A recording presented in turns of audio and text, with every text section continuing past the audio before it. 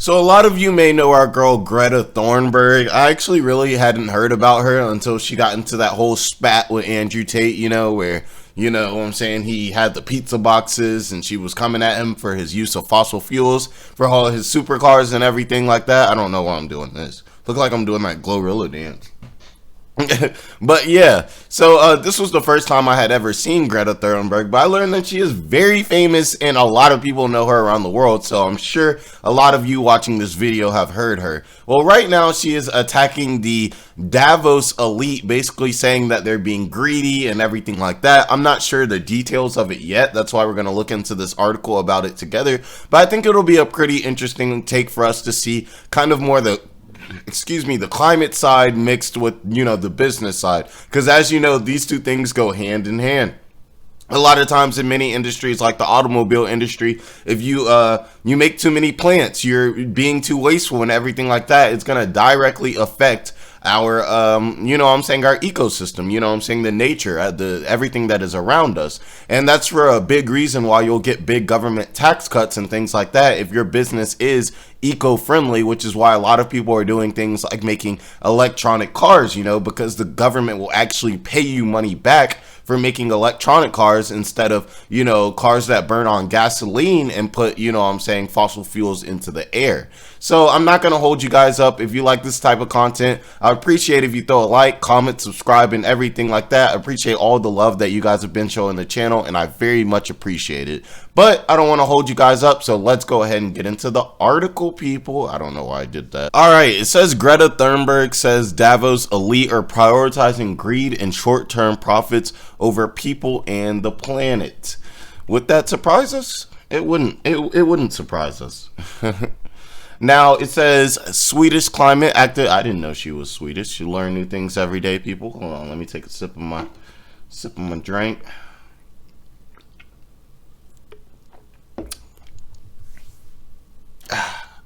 Swedish climate activist Greta Thunberg on Thursday accused the political and business elite at the World Economic Forum in Davos, Switzerland, of prioritizing self-interest and short-term profits over people and the planet.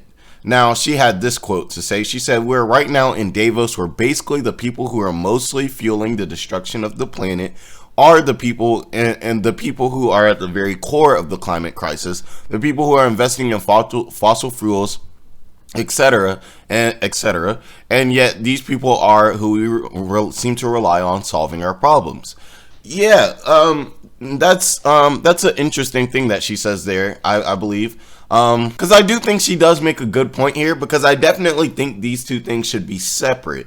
I'm not saying that that is how it is in Switzerland, but if the same people, let's say, manufacturing cars like I used before, are also the same people who are writing the laws or influencing the laws that have to do with climate change and things like that, then that's obviously going to be a conflicted thing. If you're going to be a person who, likes, let's say you make Mustangs, you make a very fossil fuel burning type of vehicle, obviously you're going to want legislation that's going to be a little bit worse for the environment, but better for your business, because that's literally how your business survives. That's how you eat. That's how you pay your employees. And for that, I would say the best thing to probably deal with this is to have these two entities have to work together, but to have them completely separate. You can't have the people who are making the laws, especially climate change laws, being affected by this. They need to be separate, and it needs to be to the point where neither gains an advantage from helping the other side. So the climate change people, their job should be to focus on what's best for the climate,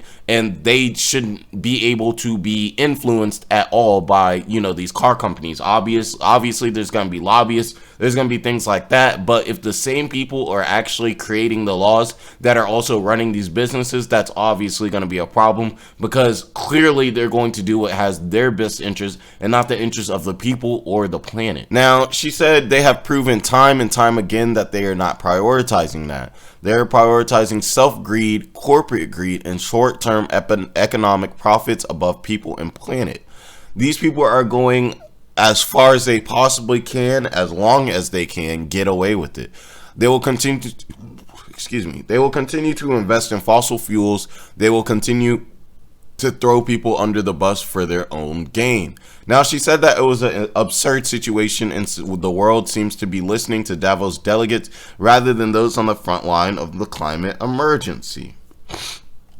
Okay, I can understand her frustration with that.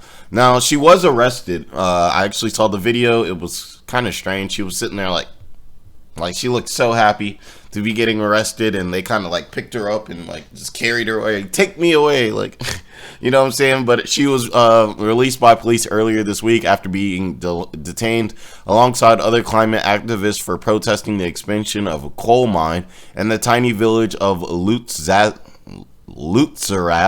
I think I got that right, Lutzerath, in Germany. Now, she said, yesterday I was a part of a group that peacefully protested the expansion of a coal mine in Germany. We were kettled by police and then detained, but we were later let go that evening. Climate protection is not a crime. And as you guys know, this is Greta Thunberg, you know, loved by many, hated by many Andrew Tate fans.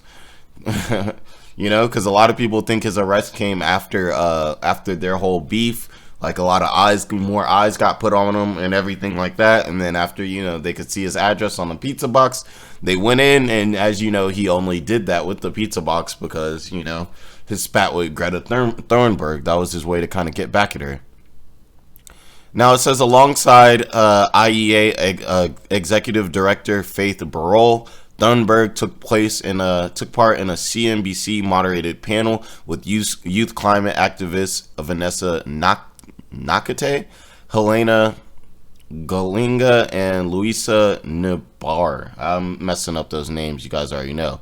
Now, it says they all showed up in Davos, having recently composed an open letter to the CEOs of fossil fuel companies through the nonprofit website as they all were called on the executives of energy giants to immediately stop opening new oil or gas extradition sites, and that they intended to keep protesting in the streets in huge numbers. So they're calling for them to completely stop. It says, we know that Big Oil knew for decades that fossil fuels cause catastrophic climate change, misled public about climate science and risk, and deceived politicians with disinformation, sowing doubt and causing delay. And one thing I want to say here too is, when you are going to propose this, like this proposal that they made, they're basically saying stop making new oil plants, like stop these gas and coal reserves.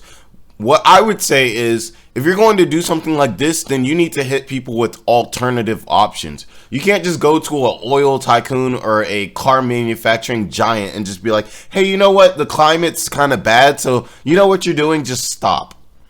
They're not going to do it. They're all focused on profits. So what you need to do is you need to go to him. So I want you to stop here, but I think you can make some money here. Maybe you can change here. Maybe we should go to the government like the United States does, and maybe instead of directly hitting these oil and gas companies, maybe she should hit the local governments and be like, hey, can we start getting some payouts for people who move to EVV or electric cars? You know what I'm saying? That kind of thing. Because if they know there's a payout for electric cars, then they'll be more skewed to go over and create electric cars instead of these big gas guzzling cars. But if you come to people and you tell them to stop, you're essentially telling them to just stop making money because of the climate. I don't care that, you know, you're not going to be making as much money as you're used to. I don't care that your wife needs that, you know what I'm saying, $3 million wedding, that because, you know, they make a lot of money. I don't care about none of that. I just want you to just stop exactly what you're doing right now and stop supporting your family, all in the good of the climate. No one's going to do that.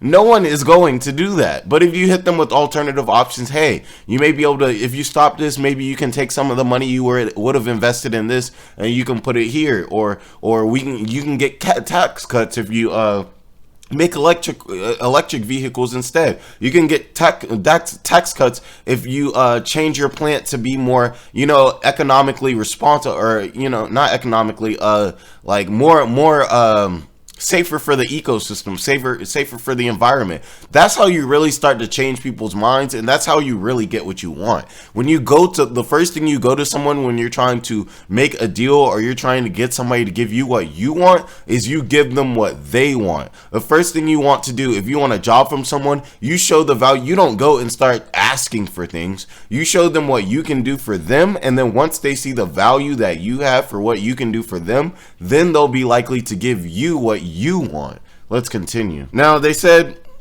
we know that big oil knew for decades that fossil fuel caused catastrophic climate change, misled the public about climate science, and deceived politicians with different information. Oh, we already read this part. Now, it says that there's dirty deals. Let's see what else it's talking about. Investment is the magic word. Let's see what it's talking about with these dirty deals. Now it says Louisa Neber, climate activist and one of the main organizers of the Fridays for Future movement in Germany, on the same panel Thursday said that she had spent last week with Thunberg and many others defending livelihoods against coal diggers in northwestern Germany. And quote, and many people then said, oh, that is an interesting change in scenery coming from the mud in Lützerath to Davos. We walked through the dirty mud in Lützerath, and now we are in Davos witnessing dirty deals being made. So I'm not sure how much of a change that actually is. Are they really they're witnessing they were here for these deals? I feel like these guys wouldn't let them in the room. But it says we don't see the sense of urgency reflected in action. She said, indigenous communities, indigenous people, youth scientists, we have all been pointing towards a direction, but the oil industry is not going there. The world leaders is not going there. I want to hear what the direction that they have is, because right now it seems like all their direction seems to be is, hey, shut it down, shut it down, shut it down. And if that's their options, then these two people are never going to be able to meet. For this to really work, there's going to have to be some middle ground. These car companies and these, fossil fuel emissions, plants and companies and things like that, they're going to have to get a little bit of they want and lose a little bit of they want. And Greta Thunberg and the rest of these eco activists are going to have to give in a little bit, get a little that they don't want, that may even not be good for the economy. Not the economy. Why do I keep saying that? The ecosystem, to get a little bit of what they want. And these sides are going to have to meet in the middle. But it doesn't seem like anyone is really trying to meet in the middle with this. Now, it says the fossil fuel industry has sought to underline the importance of energy security amid calls for rapid transition to renewables, typically highlighting the demand for fossil fuels remains high. To be sure, the burning of fossil fuels such as coal, oil, and gas is the chief driver of the climate crisis. What haven't we said? What haven't we done? What haven't we communicated enough? Ugandan climate activist Vanessa Nakate said on Thursday. Now, she said it was evident in most cases, countries and areas around the world, at least responsible for the climate emergency, we're typically the hardest hit. So what side are you guys on, guys? Are you guys more on the side of these company owners, or are you guys more on the side of these eco activists or these climate activists and everything like that? I want to know, like, what you guys think. Do you guys think that these sides aren't really working together? Also, let me know if you guys know anything about if Greta Thunberg and the climate activists have actually came with things that really make sense in ways that these companies can still make a profit, rather than just telling them to essentially shut everything down and just completely like ruin their business, for the good of the world. And obviously, we all want the world to be a better place. We all want clean air. We all want a better environment, and we all want to be on this earth and have our generations run for as long as we possibly can. But it's just not realistic to assume that somebody who runs a company is just going to completely shut it down because of the climate. Because you know what their competitors are going to do? Their competitors aren't going to be doing it. You know what I'm saying? People are still going to be doing it. So in their eyes, they're like, well, like, yeah, I probably care about the climate, but I got to eat. I still got to make money. I got employees. I got family. And for them, they're probably like, I'm more worried about my family eating and surviving than I am about, some climate stuff that could happen in 100 years. That's probably their thought process. But I do think that a lot of these people would be able to conform if there were things like, more tax cuts for electrical vehicles, or more tax cuts if you distribute waste in a cleaner method, that kind of thing and everything like that. So Definitely let me know what you guys think about that. Also, like, comment, subscribe, all of that to help the channel grow. I appreciate all the love you guys have been showing the channel. You guys have been great, and I really could not ask for more. The conversations have been great, and it's been great to, you know, really get the ball rolling. We're starting out 2023 pretty amazing, and I appreciate each and every one of you for that. So you guys all have a great day and be blessed.